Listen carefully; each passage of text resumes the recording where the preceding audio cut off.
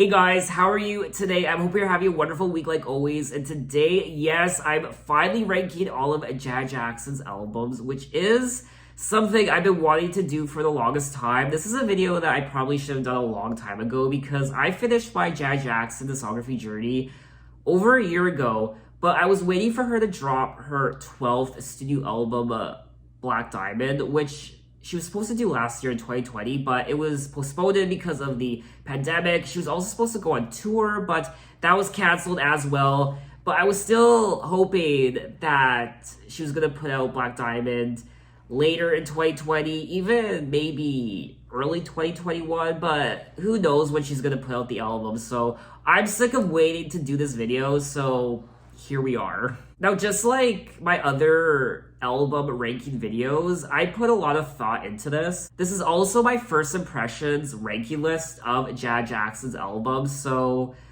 this is my first time being exposed to Janet Jackson's music. Before doing my YouTube channel, I never really listened to Janet Jackson. I never heard any of her albums. Same with Madonna and Kylie Minogue. You guys turned me on to those artists, and you guys helped me experience all their albums for the first time, and I thank you for that. And who knows, maybe down the line, in 2 or 3 or 4 or 5 years from now, I'll do a re-ranking video of not just Janet's albums, but Madonna's and everyone else's that I've done on this channel to see if my impressions have changed at all within that time span. But anyway, in at number 11, I'm sure this won't surprise you at all. Actually, I'm going to tell you what my 11th and 10th places are because they pretty much go hand in hand.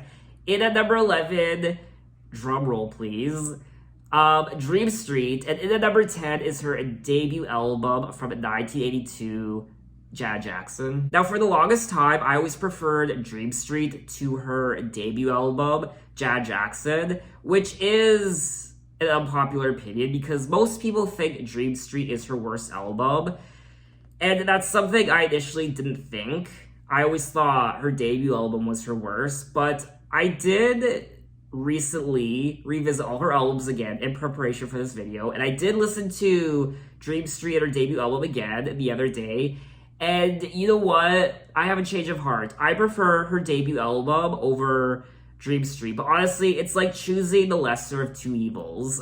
Initially, up until sitting down to record this video, I was actually gonna put both albums in the bomb spot, which is something I've never done in one of these ranking videos. I was gonna put both her debut album and Dream Street in 10th place, but then I thought about it, I was like, you know what? I think her debut album has a little bit of an edge over Dream Street. What I don't like about Dream Street is, even though I do think Dream Street has the catchier hooks and melodies, I just think overall, the album is just crap.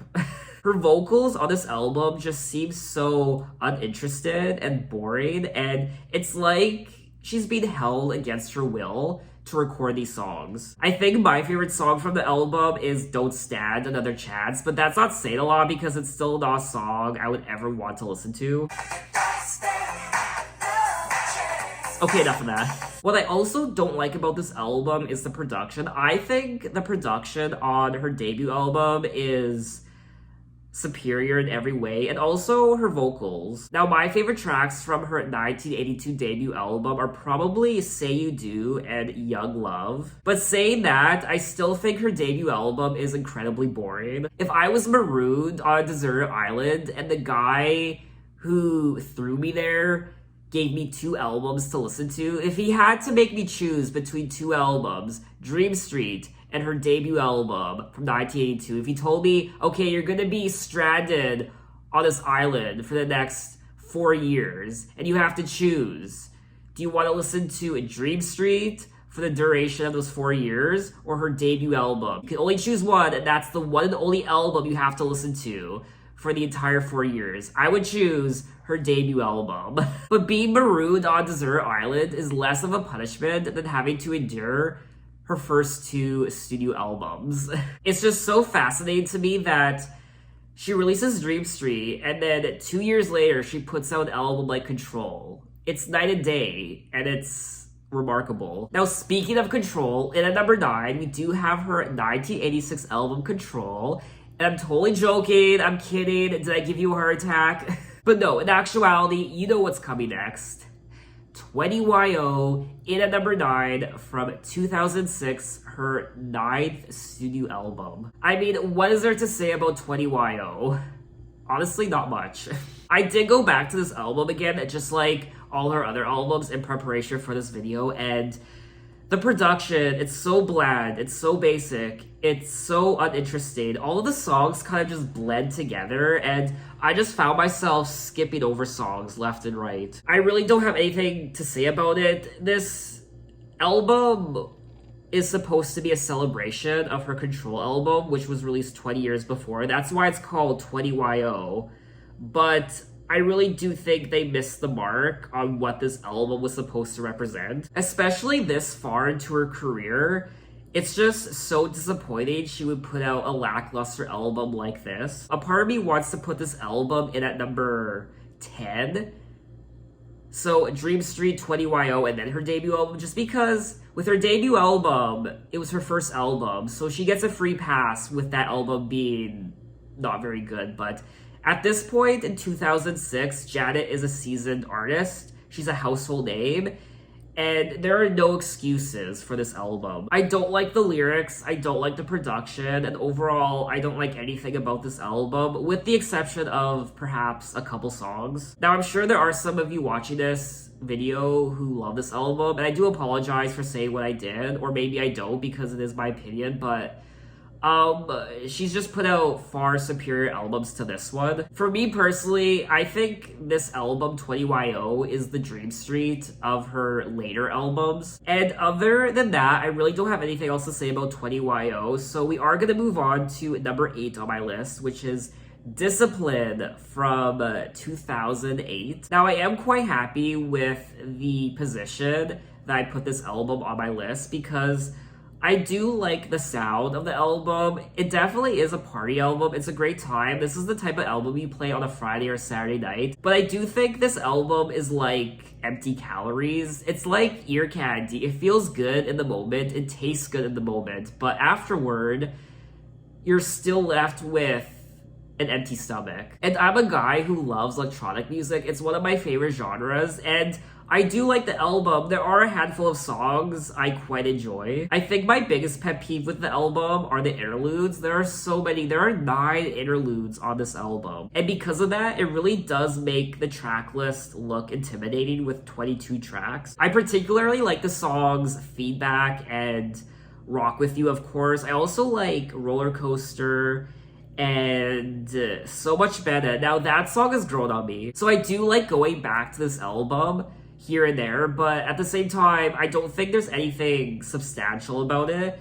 In particular, the lyrics. I don't really care about the lyrics on this album. I do think this album is far superior to her prior album, 20YO. At least with this album, it's interesting and it's fun, whereas her prior album, 20YO, was just boring. If you just want a mindless, frivolous good time, I definitely suggest this album. Moving right along to number 7, we have Damita Jo from 2004. I mean, talk about a hot and steamy album. This album was a great continuation of All For You, and I love listening to this album. I don't go back to it all the time.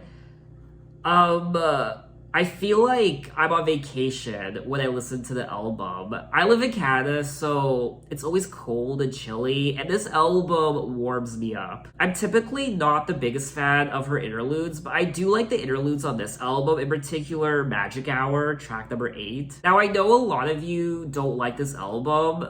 This album does receive a lot of hate. A lot of people think it's boring.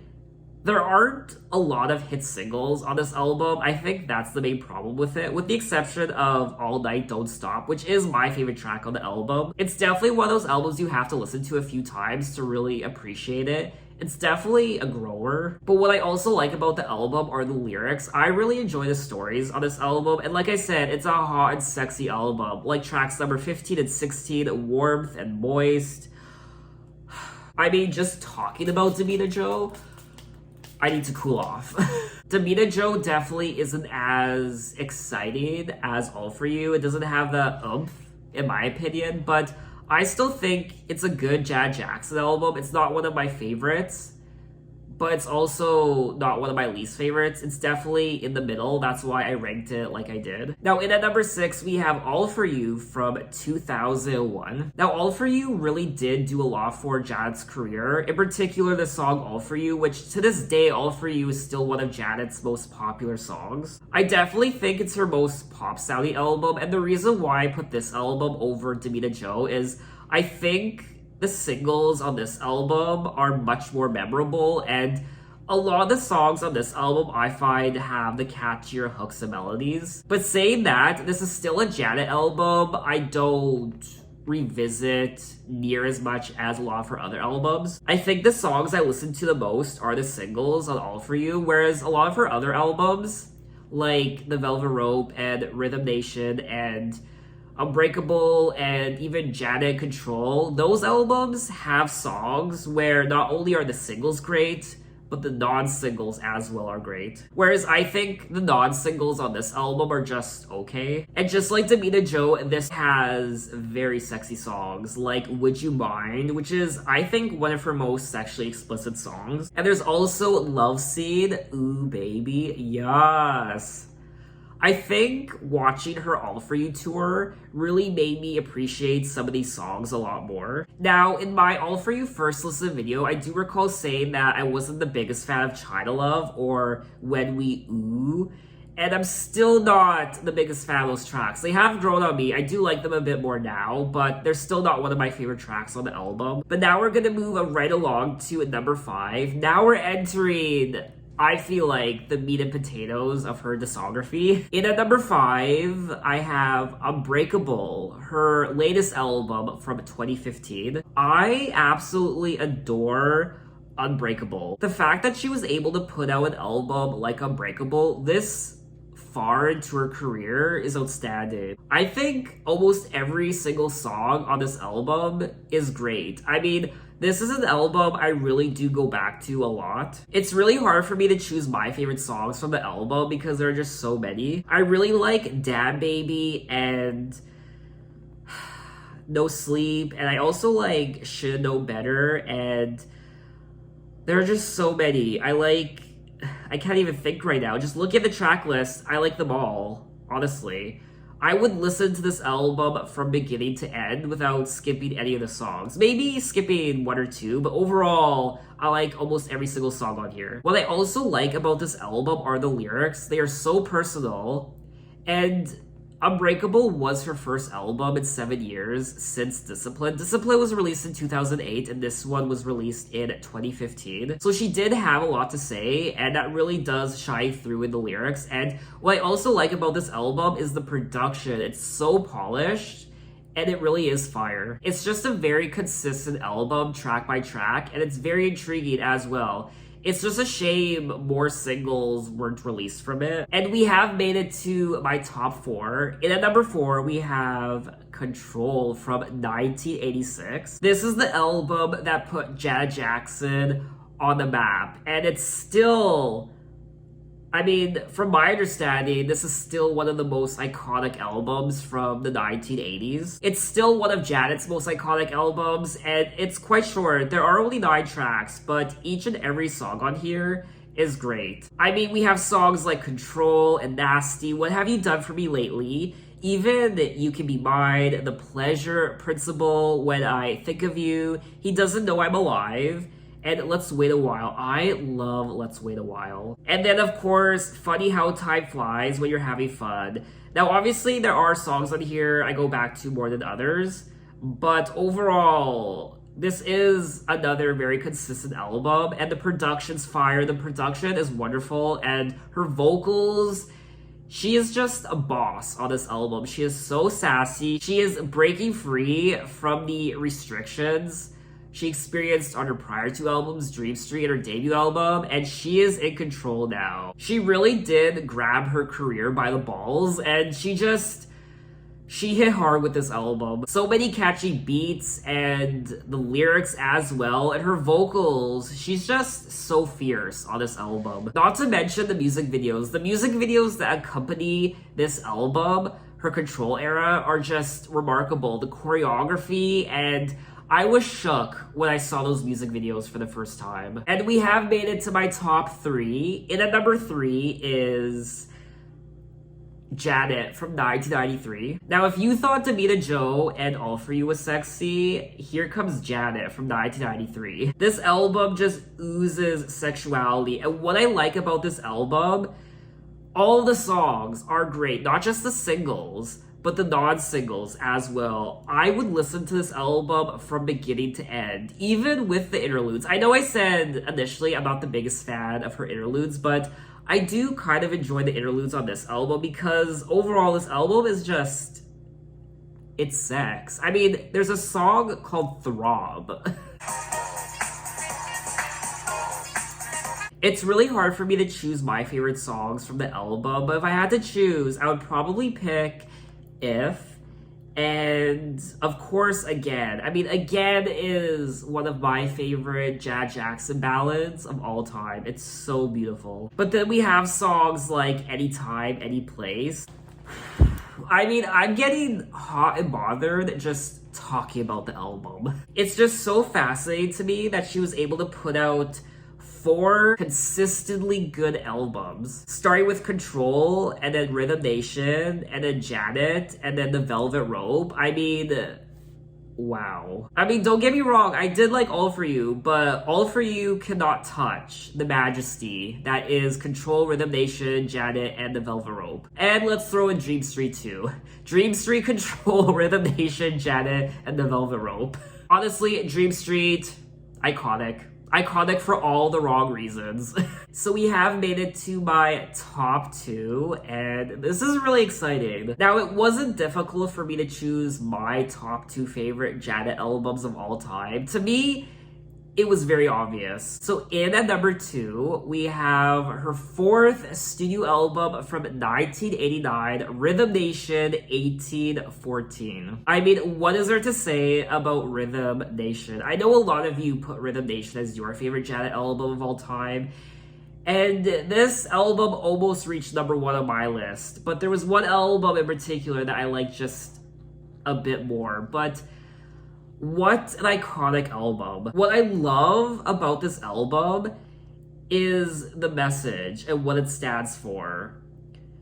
Acceptance. She talks about racism and the state of the world and violence, and she touches on a lot of hard, difficult things. And what's really scary is this album is even more important in today's culture in 2021. I mean, if we thought things were bad back then in 1989 when it came to racism and violence and just the state of the world, I mean, honestly, we haven't really made that much progress in the last 20 years. And the reason I say that is because a lot of what she sings about on this album are things that we still face today. It's in the news every single day. Now, I don't need to tell you, but the production on this album is in a league of its own, and it's remarkable. It really is. And the interludes are just as powerful and meaningful as the regular tracks. See, the interludes, for example, on this album, make a lot of sense, whereas the interludes on Discipline just seem totally unnecessary. And not only does she have a lot to say on this album, a lot of social commentary, but the songs are bops, not just the singles, but the non-singles as well. As a whole, this is a very cohesive album. I love the story of the album. Songs like Love Will Never Do Without You, Escapade, and Miss You Much, and Rhythm Nation, and The Knowledge, and Alright, and Black Cat, Lonely, Come Back to Me, even Some Days Tonight. Just, I'm sure I'm missing a song or two, I'm sorry, but overall, this is an album I listened to from beginning to end, and not a single skip on this album. Such a groundbreaking album, and even to this day, a pop star has yet to match the quality of what Janet sings about on this album. The social commentary about the state of the world, the violence, the racism, just the world in general, but also the production, just the overall theme of the album. I mean, how do we go from Dream Street to Control to Rhythm Nation over the span of 6 years? Only 6 years. This album was just so influential. It's still influential to this day, but this album even influenced the king of pop himself, her brother Michael, for his Dangerous album. I could definitely keep gushing about this album, but this album is in a league of its own, and I have no words. I'm speechless. Now, of course, in at number 1 is The Velvet Rope from 1997. Now, initially, this album was number 2 on my list, but there's just something about it that I keep going back to. This album in particular just really resonates with me. And just like a few of her other albums like Janet and Rhythm Nation and Control, even Unbreakable in some ways, every single track on this album is great. There are 0 skips on here. Even the interludes, I could kind of do without the interludes on this album. There are a few I like, but it's really difficult for me to choose my favorite songs on this album. Of course, my number 1 favorite song on the album is Together Again, but all the other ones are just great. This album is so consistent. The message of the album, she does touch on homophobia and I believe racism as well, and just very dark subject matter. And there's also a little bit of an angry vibe when it comes to some of these tracks. For example, track number 15, What About? She's absolutely furious in that song. I love how quite a few of these songs are about acceptance and loving yourself. The last track on the album, track number 22, is called Special for a reason. And what also did it for me was watching her Velvet Rope tour. Her Velvet Rope tour made me love this album even more. Such a personal album. It's so powerful lyrically, and the production is great. Just every single song on here is a standout. There are always those albums that, for whatever reason, they grab you and they resonate with you. And sometimes you don't really have an explanation for it as to why you like a particular album. You like it, you love it, and you don't really know why, but for whatever reason, it just captures your soul. It just captures who you are. And for whatever reason, you just find a bond with it. And that's what I experienced when I listened to this album. I can't really explain it, but I am very happy that I selected The Velvet Rope as my favorite Janet Jackson album of all time. So I think that's all I have to say on her entire discography, and I'm sure there are things I left out, things I could have said, things I wanted to say but I forgot to. So please leave your input down in the comments. How would you rank her albums? How different are your lists compared to mine? I did look up other people's rankings online through forums and blogs, and it's interesting to see how other people rank her albums. That's it. Until she releases Black Diamond. I mean, I'm so excited for Black Diamond. I'm so curious to hear the direction she went in with that album. So fingers crossed she releases it in 2021. 2022 I'll also be happy with, but she better not wait till 2023. Dear God, I hope not. But anyway, thanks for watching, guys. You can find me on Instagram, you can find me on Twitter, you can message me, you can say, hey, how are you? And I'll see you next time. Take care.